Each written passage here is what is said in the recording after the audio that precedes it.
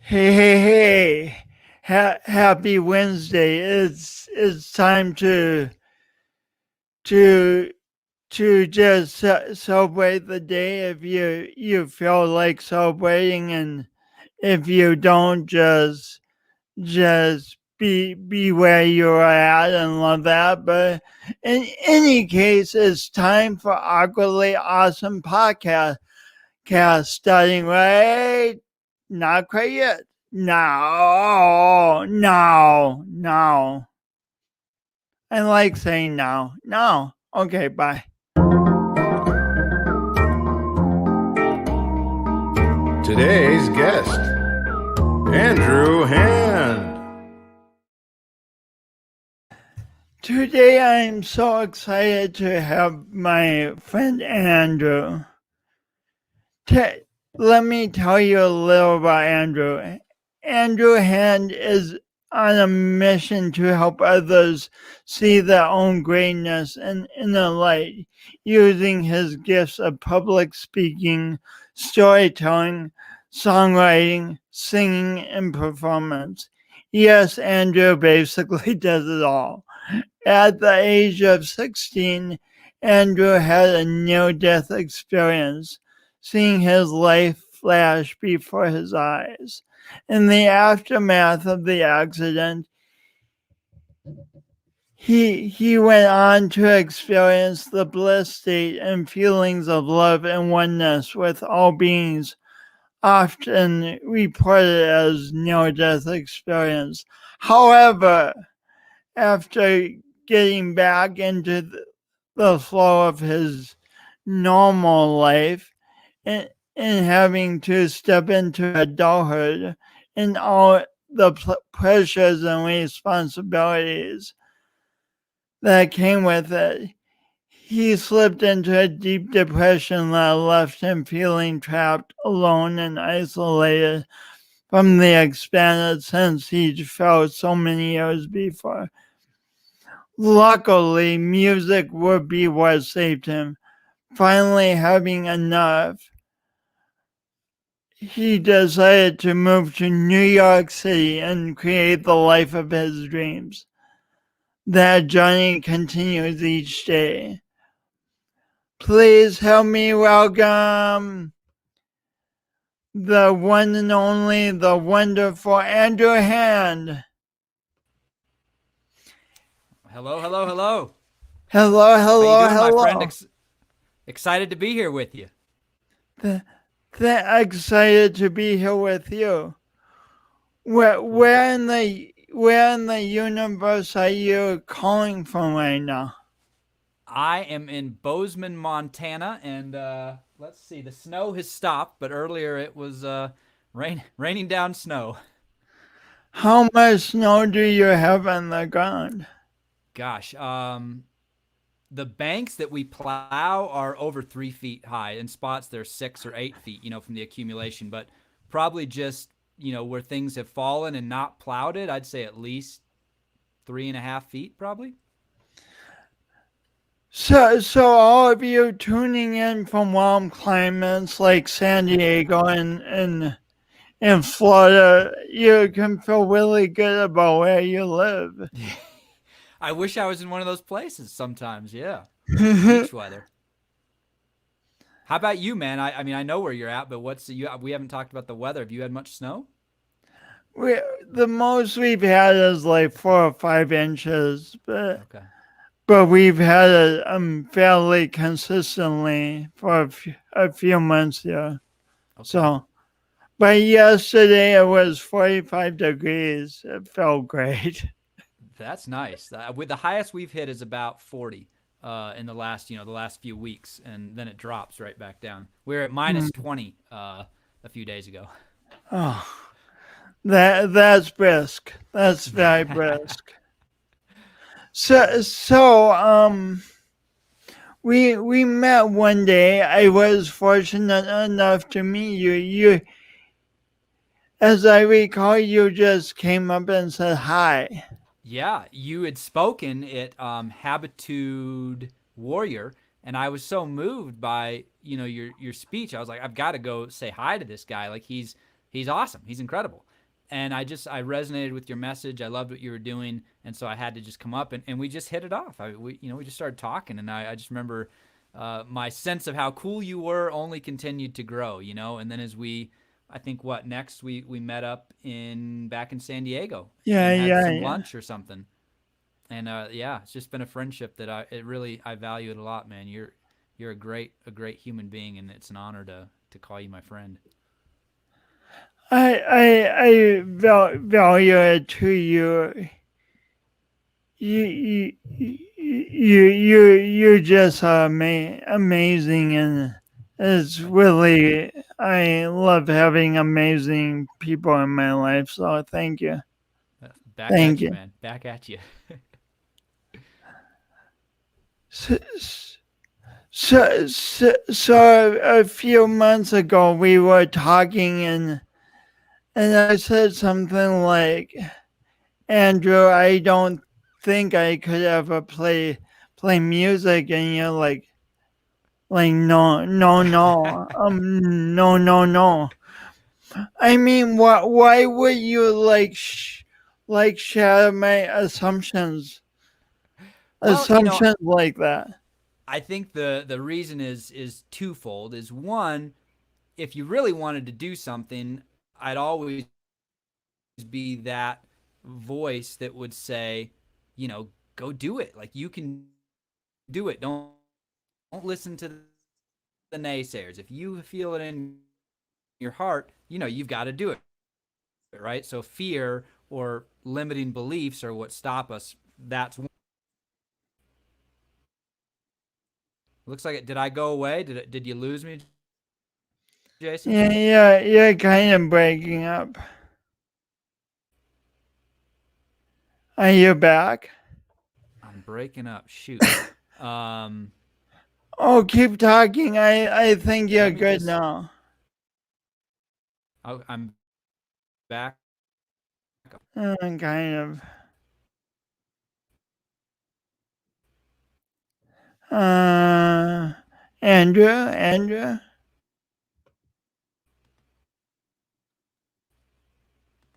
I'm just gonna do one thing here.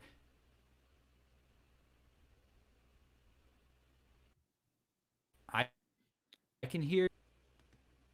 All right, am I back with you? Can you hear me and see me? Yeah, I can hear you and You see can you. hear me, but you can't see me. No, I can see you. Okay, okay. You too. So so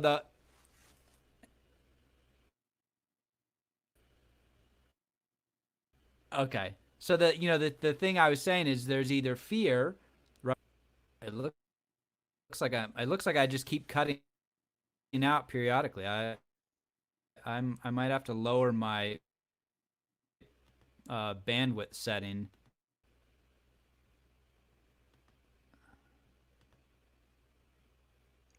Okay, I'm gonna lower my video. This is one of the problems with living in the mountains of Montana. Internet comes and goes sometimes. So that idea of if you really want to do something, right? It either a fear or a limiting belief, and so just having that person that can encourage you and say, hey, go for it, right? Go for it. To follow that passion of your heart. And the other thing is just the sheer fact that any human being, if there's something you want to do, right? I mean, it's like, okay, do I need to go build skill? I need knowledge, whatever. And so you can go out and do. I mean, I really believe we can do practically anything. I mean, it's a testament. We got a rover on Mars, right? I mean, we're looking at what life might be like in maybe 50 years, 100 years. Maybe we have to leave this planet and we're actually living on Mars. And if you had said that 100 years ago, people would look at you like you were crazy. It was something in science fiction only. And so I just really firmly believe in if your heart's calling you to, or you just want to prove something. Like if you have an idea, go do it. You can do it. So I think that's why when you said that, I was like, hey, well, Jason, is it something you really want to do? Are you curious about it, or is it just something that maybe you've thought? Because there's lots of things in life like we think, oh, I'd like to do this, but the reality is the time that it would actually take to develop the skill, we weigh it in a mm, value ladder and we say, mm. well, it's just not worth the time and energy that because I have too many other things that I want to put more time and energy to. I'm more passionate about other things. So it's just a matter of, are you excited about it? Are you eager about it? Do you want to put in the time and energy because you can do it? That's where I come from.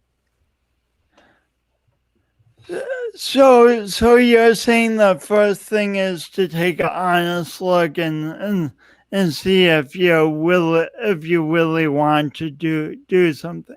I think so, man, because I really believe in that adage, of like 10,000 hours, and the mindset that whatever you're gonna do, it's gonna be challenging, right? You're gonna have to learn new things. It's gonna be this learning curve, this up and down journey.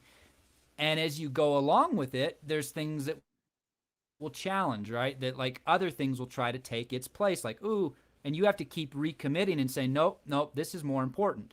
And so in life, right, we have this shelf of like this bookshelf of priorities. And it's like, here's my passions and priorities.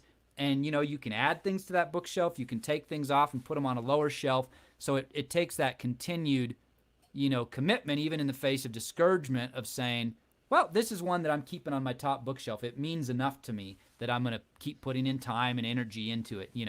And I think for me, right, music, why I've stuck with it is because it gives so much back to me. It's very rewarding. It's creative, right?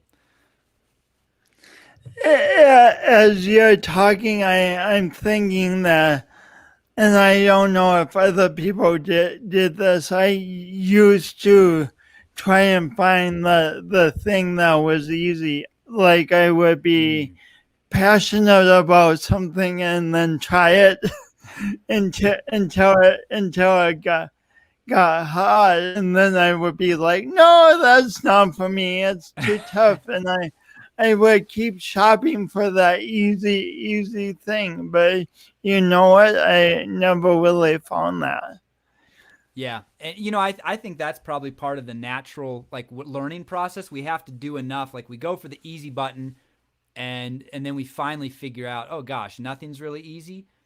Or maybe we have a mentor in our life or a parent that young, at an early age, they really enforce to us, hey, whatever you're going to pick, like there'll be challenges, there'll be ups and downs. And like if I had kids, I'd want to teach them and say, like, look, kids, this is going to be hard. And so don't just look for what's easy. Ask if you really do you want to do it, right? Because anything you want to do, there will be challenges. Some may seem easier than others at the beginning, but no matter how easy something is up front, if you want to get really good at it, the long journey, right, always is going to have challenges, because maybe it's something that you have a natural skill already developed to a certain point, and so aspects of it come easy. But as you want to take it further, right, there's always challenges, because there's always someone that's done it longer than you, so you may be competing with someone else. It's just sort of it's a process that no matter what you want to do, to really be good at it,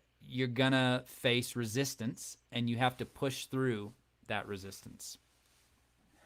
Do you have music students who get frustrated about music being so tough? That never happens, does it? No, definitely. I don't teach live one-on-one anymore. I used to, but basically when I became a professional working musician, I stopped the live teaching aspect. So I haven't, I think, taught one-on-one for probably 4 years. But definitely, the biggest thing was like, a kid would come in excited. He'd have a new guitar that someone bought him or them, he or she. They'd be into it. And a lot of the young kids would drop off, after 3 months. Some would stick with it. I had some that were, multi-year students. But yeah, the biggest thing is like, well, I just have other interests. It's too difficult. I'm not excited by it anymore. And then you have those ones that did stick with it. The rare kid that's like, hey, he's been playing 10 years since he was 6 years old. He's 16 now. He loves it. He just keeps playing, and who knows where he'll go. What helps a kid to stick with it? I mean, you mentioned a mentor or a parent saying life's not is not going to be always easy and stick with the challenges. But what else helps a kid or anyone to stick with it? Do I think you you've got think? you've got to feel like you're getting wins, right? Some small wins. So there's got to be Mm, some sense of like, hey, I'm making progress. And so a lot of that is on a teacher. Like if I, let's say I had a kid that, you know, maybe he had a harder time learning something than another, like I'd need to try and find out, hey, what gets this kid excited? You know, what do they like to do?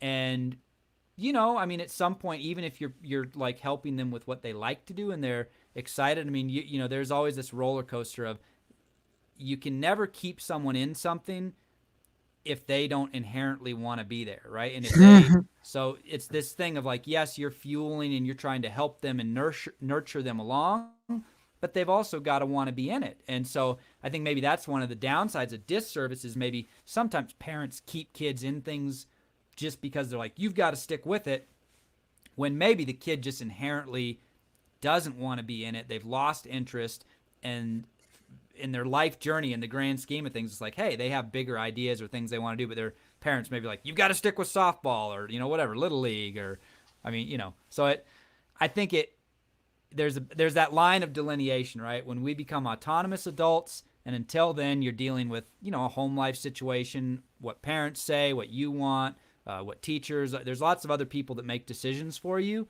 And then when you become an autonomous person, then it's up to you, right? You start becoming your own parent, and you've got to pick and choose what you want to do in life, and work yourself through it. Not give up when you meet resistance if it's important to you. As you say that, I'm thinking for myself, how often do I not celebrate the small wins when I'm learning something, and how often do we just keep forcing ourselves to do something like go to flute lessons when we have no interest whatsoever in playing the flute, but we think we should because we're adults and we should be able to do it. Yeah, I think that's huge, man. I mean, I think there's probably. I mean, I'm obviously not a sociologist. I've never done research on this, but I think there's a lot of human beings that are adults, right? They're autonomous, and they're doing things because they feel like, oh, I should, right? Not asking, is there deep passion there? Is there deep fulfillment? Um, Maybe just to be busy, like sometimes just getting like, well, I want to fill up my day, so I'm going to do martial arts, I'm going to do swimming, I'm going to do this, and I'm by no means decrying having a full life and full schedule if they're things you enjoy, but I certainly would say that there's probably people that get too full of lives doing things they don't really need to do or love to do, but maybe they just feel an obligation. I don't know. I'm no expert, but to those people, I'd say do the things that fuel you. Do the things that fuel you. Do the things that fuel you. How Yeah. how often do we do things out of obligation, or because we don't want to be bored? Like we cling to some activity because we don't want to feel like we don't know what to do with ourselves. But I recently, like I try to be mindful, right? I don't really watch television much, but every now and then I'll get like, on this YouTube rabbit hole, and you can lose like so much time, just saying like, gosh, why did I start this? Well, I was just I was bored, or I was looking to fill some time, and suddenly, right, that time has grown from, oh, it'll be just a few minutes to maybe it's been 30 minutes or an hour, and it's like, my gosh. And so I think, yeah, man, there's definitely something to that conscious consideration of my time. Where am I going to put my time consciously today because of where I want to put my time, and not letting things pull and distract you from it? so this brings up one of the big things about one of the big reluctance about playing a musical instrument or learning anything the amount of time it takes to practice. But you point out, how often do we use that same amount of time just surfing on YouTube or channel surfing, or just doing stuff we don't really care about, instead of practicing something that would make us feel more accomplished, more confident, and give us a set of skills we could give others. Mm, yeah. And I like that part you said about others, right? Because that kind of goes to purpose, right? I mean, what's going to keep you in any game long term is having a greater purpose. Because as I said, right, there's those ups and downs. And so you've got to know why. Why are you doing this? Because passions come and go too, right? I mean, passion, you can be really gung ho for it.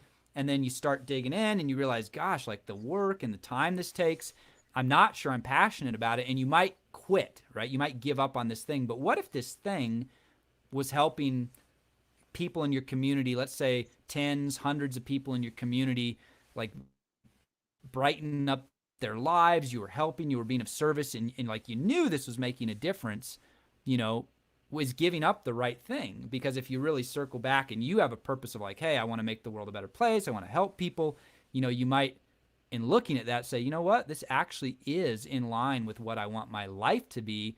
And so reminding yourself of purpose sometimes can just keep you in the game, right? And reignite the passion too. So purpose is huge. What are your favorite ways? I ask because sometimes I lose sight of, or I kind of get distracted by the day-to-day work. But what and before I go on, thank you, for your comments, Brian and Luke.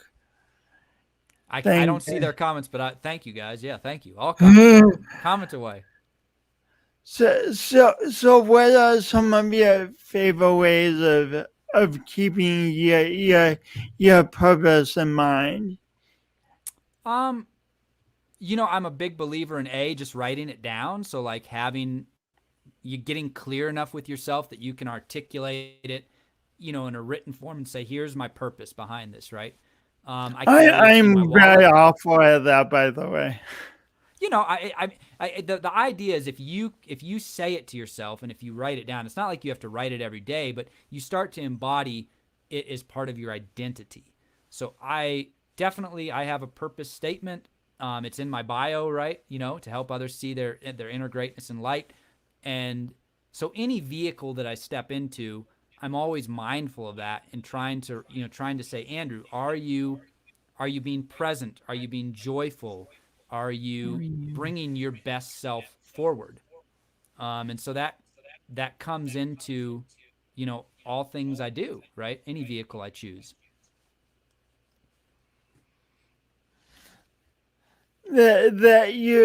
That's something great about purpose. It's like bigger than just an individual, like playing music or speaking. You can use it in a variety of ways. Yeah. Yeah. I mean, truthfully, I probably would have given up music if I didn't have purpose. I'm very inspired by speaking of purpose and persistence. I'm inspired by by a story you have of you put on this great show in Arizona, and it didn't quite get the result you had hoped for, but you still kept moving forward. Can you talk some about that? Yeah, I'd love to. I sometimes I like to forget that moment, but the truth is, there's a good lesson in it, and And I almost didn't bring it up, but like you say, it's such a powerful lesson. Yeah, Yeah. for us all. So Kind of as a backstory for your listeners, I'd been a musician for, let's see, at that time, 15 years. Put bands together, had that kind of fall, had heartbreak from that, put out several albums, and this was, I'd come back from being very ill, having a mysterious illness that took me down to like 126 pounds. For about a year, I was incredibly sick. I had to quit everything I was doing. Uh, Radically changed my diet, and so this, what happens, I was starting to get better, and in this time of getting better, I started playing shows. I was able to just start making my full-time living from doing music, which was that first point that I'd done that, and I started making a new album. And by the time I finished this album, I really was feeling gung-ho. I'd learned how I could just hire guys in the local area I lived to play with me, so I wasn't dependent on bandmates like being really in it all the time. They could come and go, and I could hire them. And so I was ready to put out put a show on for this album that was coming out. So I spent a lot of money on Facebook ads. I tried to do everything I could, to get the word out. And I really believed that I was gonna fill this venue. It wasn't super big. It was like 250 people. So I was thinking in my mind, several months out. I think I had like 3 or 4 months of prep time, and I just was like, I'm surely gonna sell this out. And I mean, it was, a total failure from that perspective, right? I mean, I spent several thousand and I made a few hundred, right? I mean, I had I think less than 15 people there. It might have been like 12 people, and I already knew, like, before showtime, I knew that was, maybe a few days before, it was like, that was fixed. Like, oh, shoot, I did not make this goal. And so even just to go out and play and give it my all, there's this conversation in your head you have to have, like, you know what?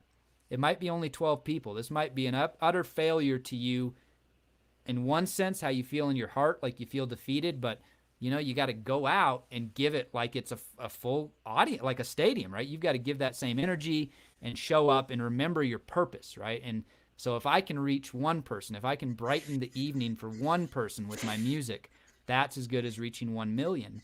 And so we just went out and had a great night. It was an awesome time. We filmed it, so there's like videos of this full performance out there. And it's, I feel really proud of it, but it was a moment that was heartbreaking. I mean, it was, you might not get the weight of it fully, but just imagine, you'd put 15 years into something, you'd put all your heart and soul in, you'd failed multiple times, up and down, and you'd believed you were on the cusp, and you kept coming back. And this was the time you felt like, you know what? I've had all this ups and downs. I've had all these struggles, but I've come back. Now's the time, and you're believing more than ever, right? So you not only do you just have optimism, but you have this weight of all this past failure, and you're looking down thinking you're at the top of the mountain and that you've risen above that. This is going to be a success. And so when it fails, I mean, I'm sure your listeners know this, right? But when it fails, you look back on all the past failures and you see this one, and this one feels worse than all those failures. It feels like such a catastrophic letdown, and it's hard to get back up. But if anything, hopefully that journey of failure makes this one a little easier, with enough time and perspective to come back and see it's just another step in the journey. And for me, what it did is to let go of the expectation, because I've always lived with great expectations, right? I have a pretty huge dream and goal and all that. And it just kind of reminded me to, let go of all that, man. Let go of it. Just stay connected to your purpose. And the journey of life is going to unfold how it unfolds. And it's out of your control. When you do everything in your control and you still fail, it's okay, because you gave it your all. It's not a failure. You gave it the best effort you could. You learned some lessons, and let go of that. Any one event or any one thing is going to be the stepping stone to some higher plateau on that mountain. It's like the journey is not you being able to engineer or know how to get to the top. It's sort of like, I just act through purpose. I put my heart into things, and whether it goes sideways or not, I just keep stepping forward, right? So that's the lesson for me from that experience. So we are way back to talking about kids, and and getting excited about doing something until there's a challenge and and that concert was a big challenge. You for days imagine looking out to a cheering 250 people and turning people away, and then suddenly you're looking out to a few people, but you chose to embrace the challenge in the moment and sing to those people. Have Yeah. you ever been at something where it's clear the person on stage is really mad that there's not more people in the audience and they kind of take it out on the audience? I have seen that. It's not often, but usually where I've seen that is like in the cover world where someone is singing other people's songs, right? And maybe no one's listening, or, so they're up on stage, they're getting paid for this job, right? Maybe a couple $100. And there's this bitterness that can creep in, or this kind of cynicism of like, oh, you guys aren't listening? Well, heck, I'll play you this song, or, whatever. So I have seen that occasionally, but, and I'm sure it happens, but, on all scales, I'm sure at the highest level, there's touring artists that, maybe not enough people come out, or just some reason maybe where they're bitter or upset about it, and then it affects the performance, So But the point is that you committed to your purpose of playing to that the audience. You yeah, committed to playing to who was in the room. yeah, yeah, and that really is. I mean, even in my experience of, let's say, playing cover shows, I've definitely experienced those times where you kind of want to be frustrated that people aren't really paying attention. But at the end of the day, like you said, gratitude is the medicine for that, right? Gratitude solves everything. When you're like, you know what, I'm so grateful just to be here. How cool is it that I get to make a living, working for myself and playing music, right? Like, what a gift. Gratitude is the medicine. That's beautiful. Um, speaking of playing, Mm. I see you have a guitar behind you. I do, yeah. I actually have a few guitars. I think, what is there's the one. I see one in the somewhere over there. Oh, I see this one. That one. So I shouldn't even point right now because that probably doesn't relate to anything. Yeah, do you want to do some music right now? Yeah, I mean, yeah. I mean, this would be quite the tease of the show if we talked about you being this magnificent musician and then you never play. Yeah, I think you should probably play. That'd be pretty funny. Okay, let me just check my level here. So I'm gonna turn down just a little because when I sing, this is gonna get louder. So this song, I'll play you this first song. This is on my album that's out on Spotify and everything. It's called A New Dawn is the album. Echo Drive is my band. And this song is called Dreamer. And yeah, I mean, I think it's sort of about that journey, right, of the mountaintop and the struggles we face, but just that role of like passion, right, heart, what that plays in our lives. So I won't say anymore. I'll just play the song. So this is Dreamer.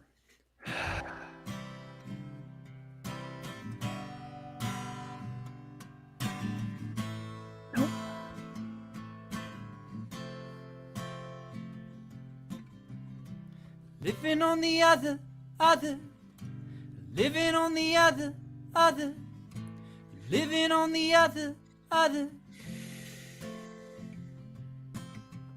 I was born with my head in the clouds. I had to get lost before I got found. In my heart there's a rhythm of sound. It picks me up when my head gets down. For all I know, there is nothing I know but to follow the heart with the rhythm and soul. Never let them bring you to the ground.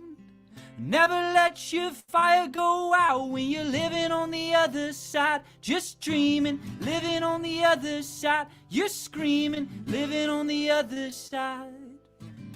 You gotta love your life. I'm the one, I'm a dreamer. I'm the one who stand up a believer. I'm the one, I'll be my own teacher. I'm the one, I'm a dreamer. I'm the one, I'm a dreamer. I'm the one they say will never be heard. I'm the one who stand up a believer. I'm the one, I'm a dreamer. Dreamer. I'm a dreamer. Dreamer. For all my life I've been stuck in the crowd. I tried to blend in just to fade out. In my head there's a beautiful sound. It picks me up when my heart gets down. When you're living on the other side, just dreaming, living on the other side. You're screaming, living on the other side. You gotta love your life. I'm the one, I'm a dreamer. I'm the one who stand up a believer. I'm the one, I'll be my own teacher. I'm the one, I'm a dreamer. I'm the one, I'm a dreamer. I'm the one they say will never be heard. I'm the one who stand up a believer. I'm the one, I'm a dreamer. Living on the other side, just dreaming, living on the other side. You're screaming, living on the other side. You gotta love your life. Living on the other, dreamer. Living on the other, dreamer. Living on the other, dreamer. You gotta love your life. I'm a dreamer. Oh my gosh. No one could see me, but I was just smiling the whole time. Your music is so uplifting. Thank you. Before we go any further, how can someone find your music? It's the most pressing question I have right now. People are going to come to South Dakota and mob my house if I don't Yeah. let them know how they can find. So for anyone that's listening, Echo Drive is what you'd look up on Amazon Music, Apple, Spotify. It's just Echo, ECHO, Drive, DRIVE, one word. You can go to echodrivemusic.com, echodriveband.com, and you can just Google me, Andrew Hand, and go to andrewhand.com. Basically, if you can find me, you can find links to my music, Echo Drive. The album's A New Dawn. And yeah, for anyone that's interested, I'd love to share more of my music with you. So check it out. Send me a message. Let me know what you think. I always love connecting with folks. And yeah. So am I getting these right here? Oh, you're dropping them in the comments? Yeah, anticipation dropped. Oh, there you go. Look at that. Yeah. Boom. Either of those places. Yeah. The andrewhand.com is just sort of, me speaking and yeah, I mean, it links to my music. So you can read more about me. You can watch a video of me speaking or whatever, but, and actually doing this song in a keynote talk. But yeah. Joshua Horn, who's a great friend too, said thank you, Jason and Andrew. That was a great podcast. Awesome. It was really a pleasure to be part of this with you, Jason. I mean, it's I love the name, Awkwardly Awesome, and awesome is what you embody to me. You inspire me. You make me laugh. You make me think. And so I'm grateful that you are doing this as part of your mission and your purpose, and bringing out like the questions you ask, helping to bring out other people's voices and just inspire people, man. So, you're awesome. And thank you very much for this If you conversation. have a few more minutes, do you have a few more minutes? Yeah, I've got all the time in the world. I was just reading that comment. I still want more nuggets and stories from you. Ask away, man. I'm here for whatever. As long as people want to listen, I'm here. So,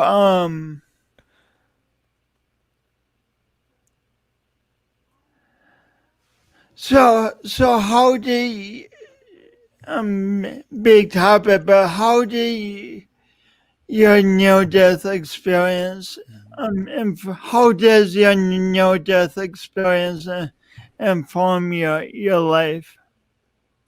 It might sound a little creepy or morbid, but I mean, I do think about death every day almost.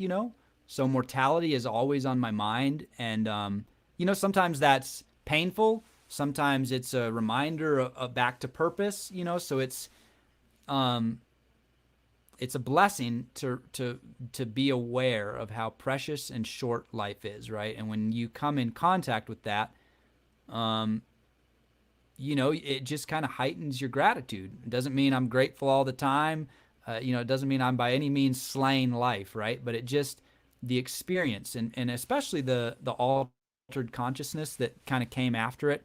That gift of knowing stillness and peace and um, just the oneness with life, right? And realizing, you know what, we all come in to this life. We're given a spark, and it's going to go one day, right? And so the best Mm, thing we can do is to honor that spark of life, honor that genius, that brilliance, like, right?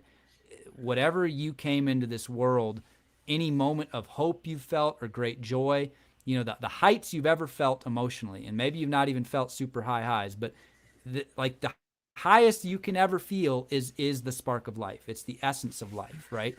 And so a reminder of that, a remembrance of how awesome you are, of how divine you are. You are literally breath of life, right? And just using that and living through that and saying, you know what, I am here for me. I am here for my life force, my energy to do what I want to do what I feel called to do. And yes, that is best done in service of others, helping others, right? But it is ultimately it's your mission, it's your purpose, it's your life to design. So make it one that you truly love.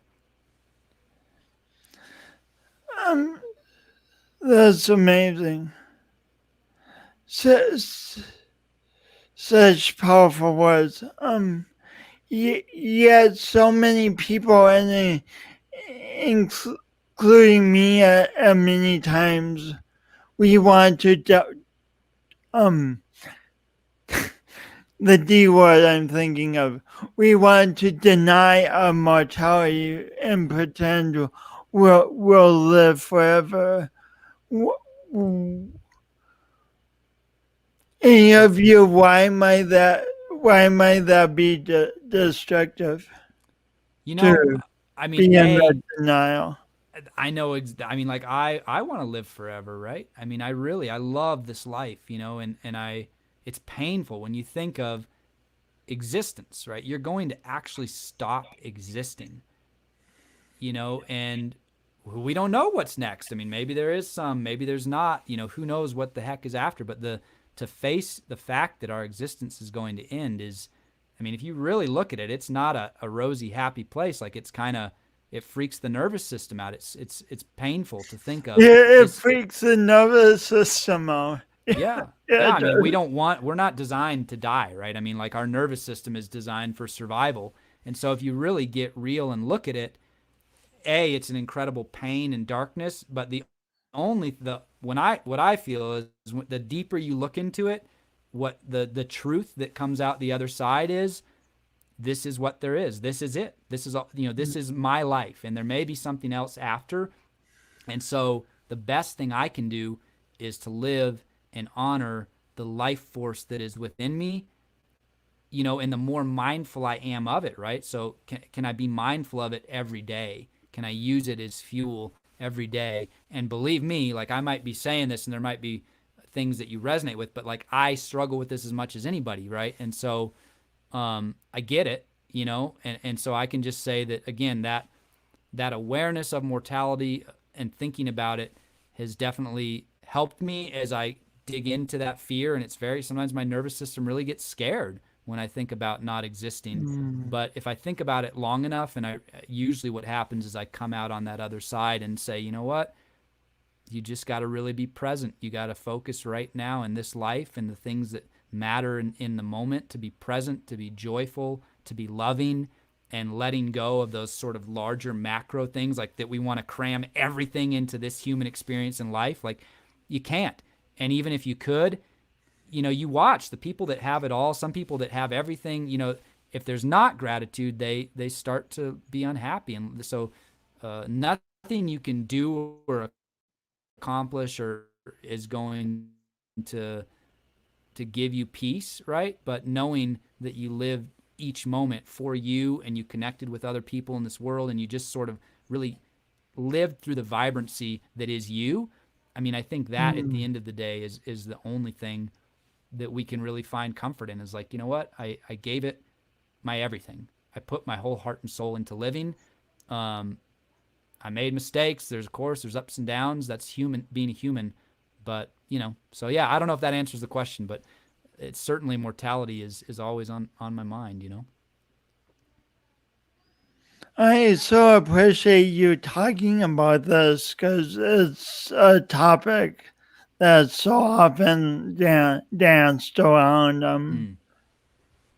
Mm. Thank you. And it leads us into next question, which is great because it's an interview, so I guess that's convenient.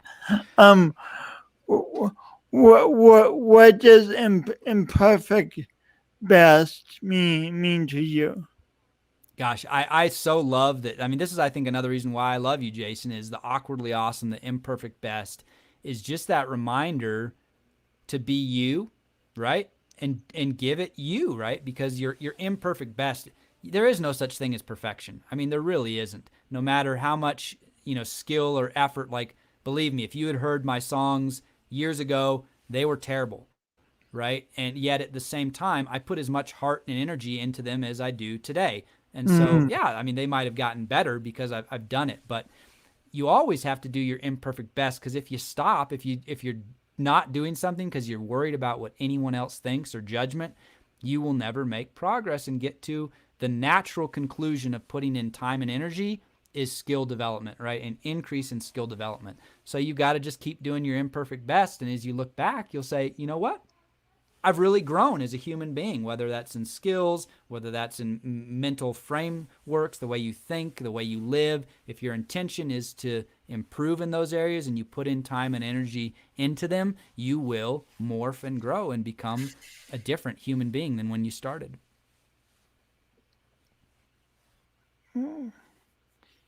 well, well, well.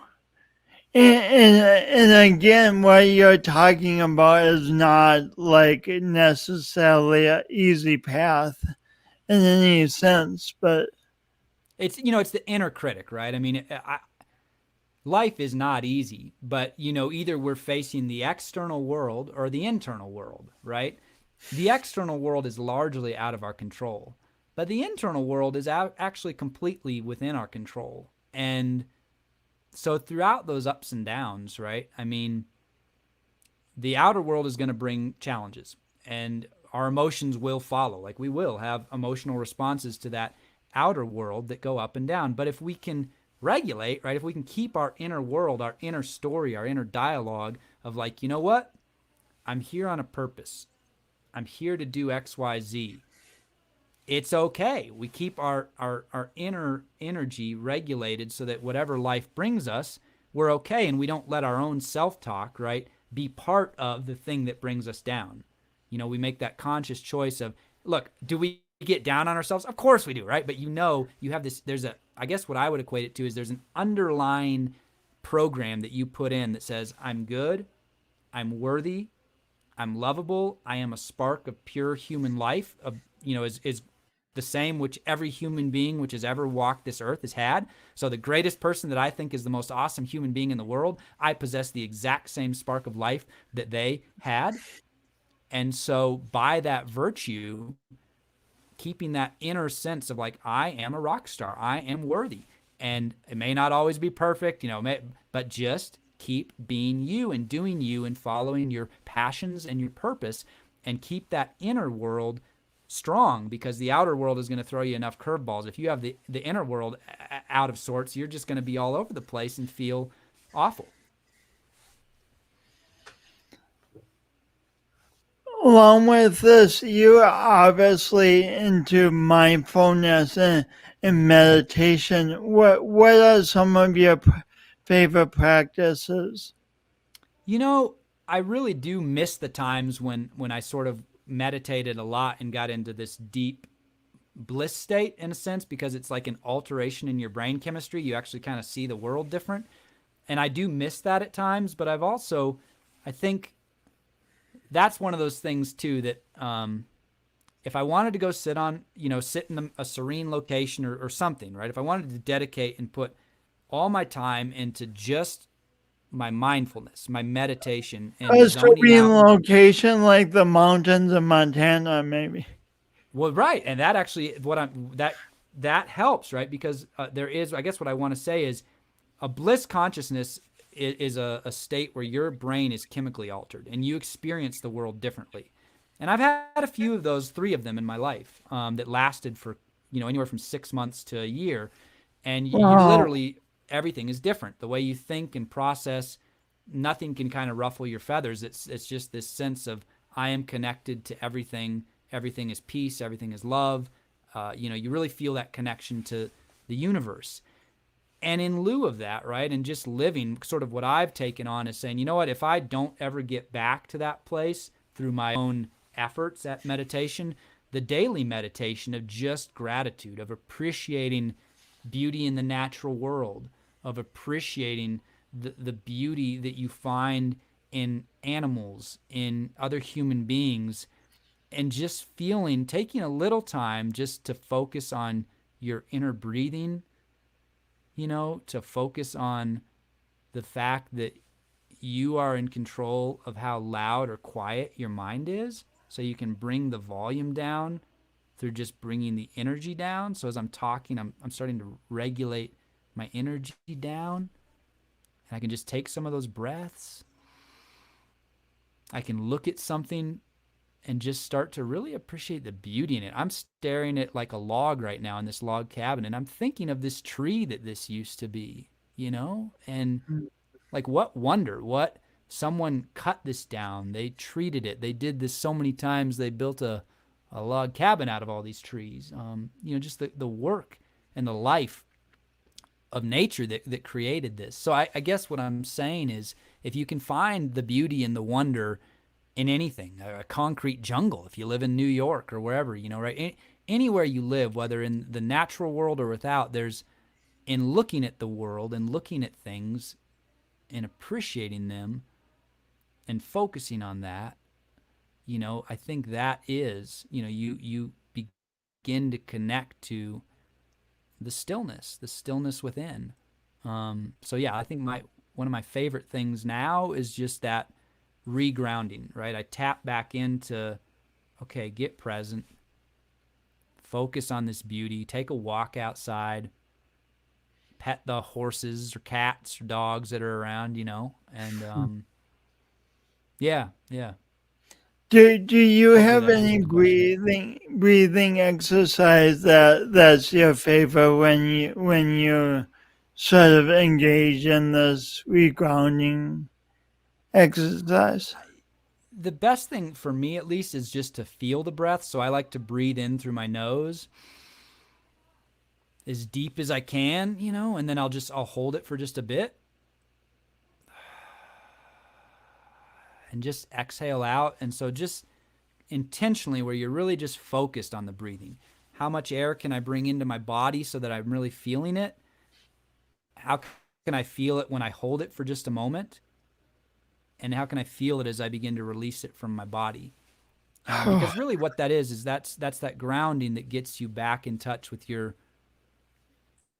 the amazing biomechanics, right? I mean, this hand is pulsing with atoms, and it's remarkable that we exist. And so just connecting in with that existence, the breath of it, man, the breath of life. to your gratitude and your wisdom is very very appealing, and I don't want to say contagious right now, so I'm You're looking. contagious. You're contagious in a good way. Yeah, Your okay. joy, Jason. I mean, and but just to circle back, to where we started is, you know, what I saw in you when we met was just this amazing energy, this awareness of being. It's like you were fully in your being, in yourself, in your body.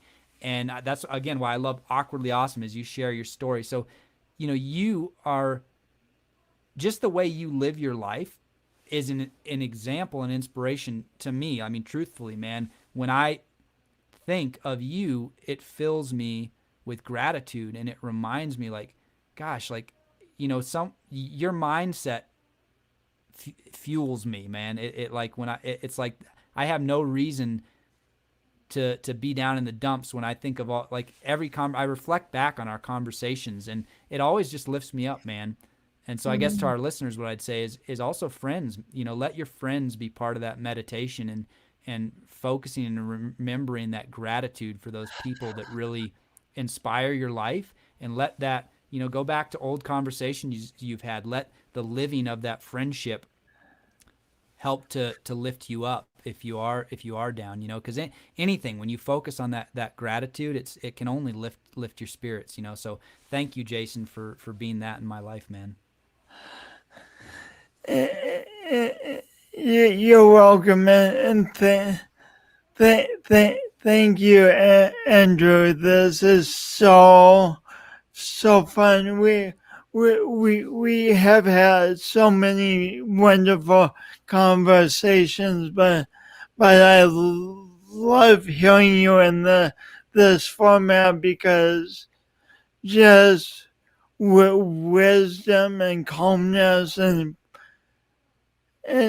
practicality about moving forward in life, and it's all coming out of you, and it's beautiful, and then in the middle of it you whip out this amazing song, and you are seriously a rock star. Thank you, my friend. Thank you. Man,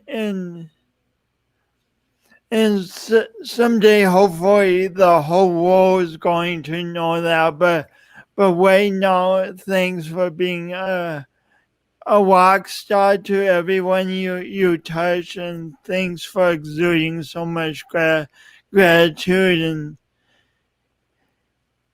and delight for this life, because this life needs to be respected as sacred, and it needs people who appreciate it. And you are one of those guys. I'm very proud to call you a friend, and I look forward to when we are in the same place again. Me too, man. And I just echo that back to you again. Thank you, man, because you brought it out of me. You know what I mean? It's like your enthusiasm, your light, like what you do is that catalyst. So thank you for allowing. Thank you for catalyzing me. Whatever I said that did serve someone. I mean, it's only by nature of you and this connection. And I guess our connection as human beings, right? So just thank you. If it reached anyone, if it was helpful to anyone, that's an honor, and I just I'm so grateful to just be able to share and commune. Thank you, man. And speaking of echo, you definitely want to connect with Andrew's music and just his brilliance more. So go to echodrive.com. EchoDriveMusic.com. Yeah. Oh yeah, I mean yeah, go to the way website, echodrivemusic.com. I And wish I owned EchoDrive.com, but someone else has got it. I don't own it. someone else has jasonfreeman.com too. Oh, those darn people. Yeah. Thanks so much, my friend. You bet, man. Oh, okay. Wasn't that so wonderful? Oh my gosh. Could talk to Andrew for hours about just just his wisdom and his view of life. It's so uplifting. And but you heard it all, so I don't need to summarize everything he says. So I'm just going to play the thank you video. And if you've watched, you've seen it before, but watch it again if you want. Chris Taylor did a great job with it. Okay, bye.